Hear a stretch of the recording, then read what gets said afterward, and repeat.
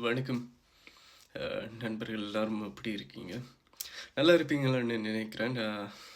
இன்றைக்கு நான் பேச போகிற விஷயம் என்னட்டா, இந்த வெளிநாடுகளில் நான் இப்போ படிக்கிற யூனிவர்சிட்டிலையும் யாராச்சும் தமிழ் படியங்களை கண்டா அவங்க தமிழ் படியங்கள் மாதிரியே தெரிய மாட்டாங்க. யாழ்ப்பாணத்துலேருந்து என் அம்மா அப்பா யாழ்ப்பாணமாக இருக்கும், அல்லது என்ன சொல்கிறது, எங்களோட இலங்கை நாட்டில் தமிழ் பிரதேசங்கள்ல இருந்து இங்கே வந்து புலம்பெயர்ந்தாக்கள் இருப்பினோம். ஆனால் அவையில் தமிழ்லண்டே கண்டுபிடிக்கல. அது பாருங்க, ஆகலும் கஷ்டம் தமிழ்லண்டு கண்டுபிடிக்கிறது. இந்த முகத்தில் எங்கே அந்த தமிழர் போனாலும் அந்த முகத்தை வச்சு தமிழர் என்று என்னவோ தெரியல, நாங்கள் கண்டுபிடிச்சிருவோம். ஆனால் அவையில் கதைக்கிறவங்களுக்கும் அந்த இங்கிலீஷ் இங்கிலீஷ் அதெல்லாம் கதைப்பினோம். ஆனால் வேர் ஐ ஃப்ரம் ப்ரோன்னு கேட்டால் ஐம் ஃப்ரம் தமிழ் ஈழம் அப்படின்னா சொல்லுவாங்க. ஆனால் என்னடா தமிழ் வாசிக்க தெரியாது அவைகளுக்கு, தமிழ் கதைக்க மாட்டேனும், நாட்டில் என்ன பிரச்சனை நடந்ததுன்னு தெரியாது. கேட்டால் ஐம் ஃப்ரம் தமிழீழம். அவன் இன்ஸ்டாகிராமில் போனால் என்னது ஸ்டோரி எல்லாம் பார்த்தீங்கன்னா தெரியும் அப்படி எப்படின்னு.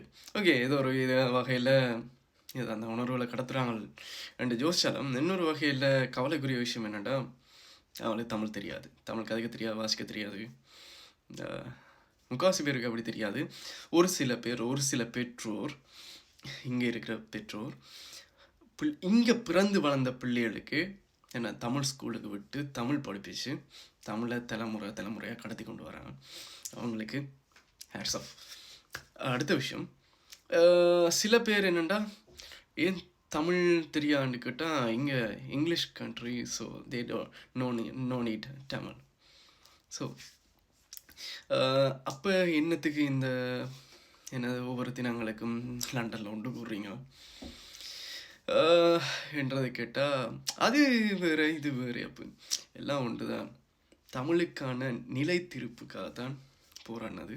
நீங்கள் தமிழர்கள் எங்கே போனாலும் உங்களோட நிலைத்திருப்புக்காக அந்த தமிழ் என்றதை உங்களோட ஜெனரேஷனுக்கு கடத்தணும். இந்த நான் நினைக்கிறேன் இன்னும் ஒரு தலைமுறையோட அது காணா போயிருமெண்டு. எனக்கு தமிழை உயிருக்கு மேலே நான் நேசிக்கிறேன். அதனால் எனக்கு சின்ன கவலை உண்டு. இந்த என்ன சொல்கிறது, சில தினங்கள் எல்லாம் யூனிவர்சிட்டியில் சில பேர் வந்து விளங்கப்படுத்தி அப்படி இப்படின்னு கேட்டால் நாட்டில் இருக்கிறவர்களுக்கு ஹெல்ப் பண்ணணும். ஆனால் காசு அனுப்பினா அரசாங்கத்துக்கு போயிடுமா. அப்போ தாங்கள் ஹெல்ப் பண்ணிடலையா. இப்போ ஏதோ கிரிப்டோ கரன்சி கூட ஏதோ என்ன சொல்கிறது, அது மூலமாக அனுப்பலாம். ஏதோ வகையில் தாங்கள் கிரிப்டோ கரன்சி ஒன்று உருவாக்கி செய்ய போனால் ஓகே. எங்களோட நாட்டில் இருக்கிற மக்கள் என்ன சொல்கிறது, பயன்படுத்துகிற இலங்கை நாணயத்தை தான் பயன்படுத்துகிறாங்க.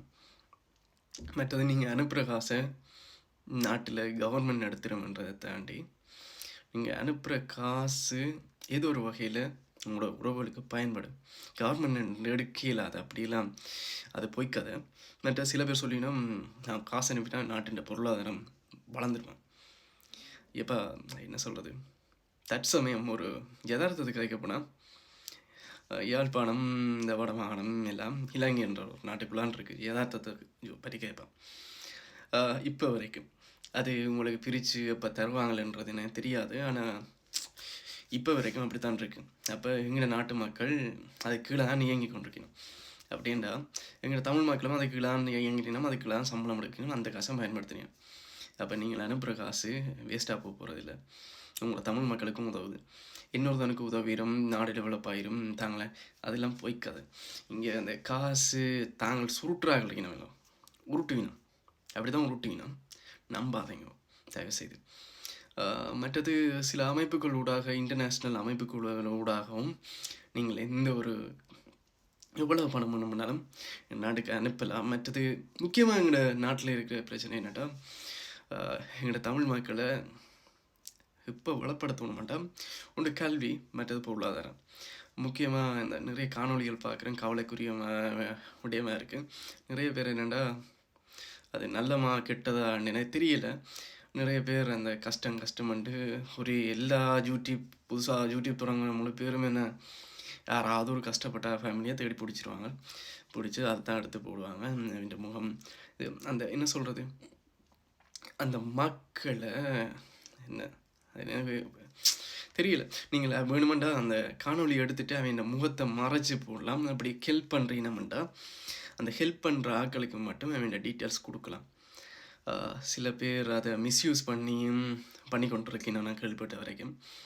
தயவுசெய்து உங்களோட உறவுகளுக்கு உதவி செய்கிறீங்கன்னா உங்களோட உறவுகளுக்கூடாக, உங்களோட சொந்தங்களுக்கூடாக உதவி செய்யுங்க. உங்களுக்கு நம்பிக்கையான ஆட்களுக்கூடாக உதவி செய்யுங்க. வெறுமனவே இந்த என்ன சொல்கிறது, நீங்கள் என்ன இந்தந்த உறவுகளுக்கு உதவி தேவைன்றதை நீங்கள் காணொலிகள் கூட தெரிஞ்சு கொண்டாலும் தயவுசெய்து உங்களுக்கு நம்பிக்கையான உறவுகளுக்கூடாக நீங்கள் வெளிநாடுகளில் என்ன சொல்கிறது, எனக்கு தெரியும் இவ்வளோ கஷ்டமுண்டு. இந்த குளிர், பனி, வெயில் ரெண்டு உரையிற பனிக்குள்ளேயும் கஷ்டப்பட்டு வேலை செஞ்சு என்ன சொல்கிறது, ஒரு நாளைக்கு 16 மணி நேரம் 18 மணி நேரம் வேலை செஞ்சால் தான் அந்த காசு மிஞ்சும்.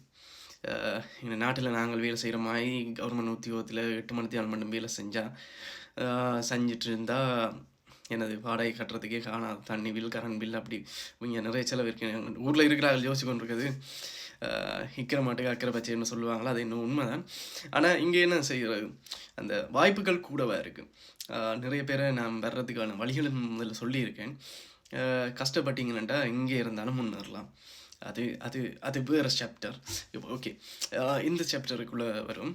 அப்படி கஷ்டப்பட்டு அனுப்புகிற காசுகள் வேஸ்ட்டாக போகக்கூடாது. மற்றது எடுகேஷன், மெயினாக அந்த கல்விக்கு உதவி செய்யுங்க. ஏனெண்டா நிறைய பேர் என்ன சொல்கிறது, இப்போ எங்கள் நாட்டில் தமிழாக்களுக்கு ஒரு தலைமை இருக்கான்றது எனக்கு கேள்விக்குறிதான். இல்லைன்னு நான் சொல்ல விரும்பல. அது இருக்கலாம், இல்லாமல் இருக்கலாம். அதை விடுவோம். அப்படி என்ன சொல்கிறது, எடுகேஷன்ன்றதை ஒன்று கொடுத்தா என்ன சொல்கிறது, மக்கள் ஒரு திடமாக இருப்பாங்களேண்டா. இப்போ உதாரணத்துக்கு கொஞ்சம் படித்தாக்களை அவளுக்கு வேலை இல்லைன்னொன்று என்னது, ஒவ்வொரு அரசியல்வாதிகளுக்கு பின்னால் என்ன வேலைக்காக அவங்கள பின்னாலேயே போய்கொண்டு இருக்கணும். அவையல் வேலை எடுக்கும். அதனால் அந்த அவையல்ன்ற சூழ்நிலையும் அப்படி என்னது நிலைத்திருப்பதற்கான போராட்டம் தான் இங்கே நடந்து கொண்டிருக்கு இந்த உலகத்தில். அப்போ அவங்களையும் போல சொல்லலாது. அப்படியான சிச்சுவேஷன் தான் நாட்டில் இருக்குது. அப்போ நீங்கள் எனக்கு விளங்கல. மற்றது இன்னொரு விஷயம், இந்த எல்லாருமா சேர்ந்து அணியாக எங்களை அடித்தவன்ட்டே போய் மருந்தும் கேட்குறீங்க, மருந்து தருவாங்களென்றும் சொல்லி கொண்டிருக்கீங்க. அது எனக்கு எவ்வளோ சாத்தியப்படும்ன்றது எனக்கு விளங்கலை. சாத்தியப்பட சந்தோஷம், ஆனால் யதார்த்தமாக யோசிக்கக்குள்ளே எனக்கு தெரியலை. நான் அதில் குழந்தையாக இருக்கலாம், தவறுகள் தான் மன்னிச்சு கொள்ளணும். மற்றது இந்த நிறைய கூட்டங்கள் வெளிநாடுகளில் நடக்கும். அது என்ன சொல்கிறது, எங்களை என்ன ஒரு கெட் டுகெதர் மாதிரி நிறைய பேர் என்னது இந்த 18ஆம் தேதி எல்லாம் கொண்டாட்டம் ரெண்டெல்லாம் சொல்லி போட்டு அது என்ன சொல்கிறது, ஒரு அஞ்சலி செலுத்துகிற நிகழ்வை கொண்டாட்டமாக ரெண்டு விளம்பரப்படுத்தி செஞ்சு கொண்டு இருந்தாங்க. இல்லை, அதெல்லாம் ஒரு கவலைக்குரிய விஷயமா இருந்தது. ஆனால் என்ன சொல்கிறது, எல்லா தமிழ் மக்களும் அந்த ஒரு இடத்துல ஒன்று கூறினோம். அப்போ ஒவ்வொருத்தருக்கு நிலையும் ஒரு என்ன சொல்கிறது, ஒரு ரிலேஷன்ஷிப் கொண்டு வரும், தொடர்பு கொண்டு வரும். அதனால் அவையண்ட பொருளாதார ரீதியாகவும் உறவுகள் ரீதியாகவும் அவையில் பலப்படுத்தி கொள்ளலாம். அது ஒரு வகையில் நல்ல விஷயமா இருந்தாலும் என்ன எல்லா நான் இந்த காணொலி போடுறேன்டா அதுவும் ஒரு சுயநலம் தான். என்னது ஃபேமஸ் ஆகிறதுக்கு தான் எல்லாருக்கும் சுயநலம்ன்றது இருக்கும். ஆனால் அந்த சுயநலத்துலேயும் ஒரு பொதுநலம் இருக்கணும். ஆனால் அதுக்காக நான் ஒரு தரம் கடைசி வந்தாலும் இந்த உணர்வுகளை விற்று சாப்பிடணும் மட்டும் நினைக்காங்க. யாரையுமே மாற்றாதீங்க. கஷ்டப்பட்டு உழைச்சி சாப்பிடுங்க. இது மாத்திரம் ஒரு உழைப்பை சில பேருக்கு இருக்கும். தயவுசெய்து மன்னிச்சுக்கொள்ளுங்க. அவையில் எடுகேஷன், எங்களோட மக்களுக்கான எடுகேஷன். மற்றது இலவசமாக யாருக்கும் எதையும் கொடுக்காங்கன்னு சொல்ல மாட்டேன். என்னடா பசிச்சவனுக்கு கூட நான் தண்ணிக்கு குடிக்கிறது தண்ணியும் சாப்பாடும் கொடுத்துட்டு தான் நிஜ வேலையை பார்க்கணும். சில பேர் நாட்டில் இருக்கிறார்கள், நிறைய பேருக்கு உதவி செய்யணும். ஆனால் சில பேர் சொல்கிறோம் இன்னும் அதுக்கு வேலை வாய்ப்புகள் ஏற்படுது. முதல்ல பசிச்சவனுக்கு சாப்பாடு கொடுத்துட்டு தான் மிச்சத்தை செய்யணும். அவையில் அந்த வேலை வாய்ப்புகளை உருவாக்கி கொடுத்தீங்கன்றாலும் சந்தோஷம். ஆனால் கொடுக்குறவங்களுக்கு தலைவணங்குறேன். நன்றி, வணக்கம். இன்னொரு காணொலியில் சந்திக்கிறேன். ஓகே, நன்றி.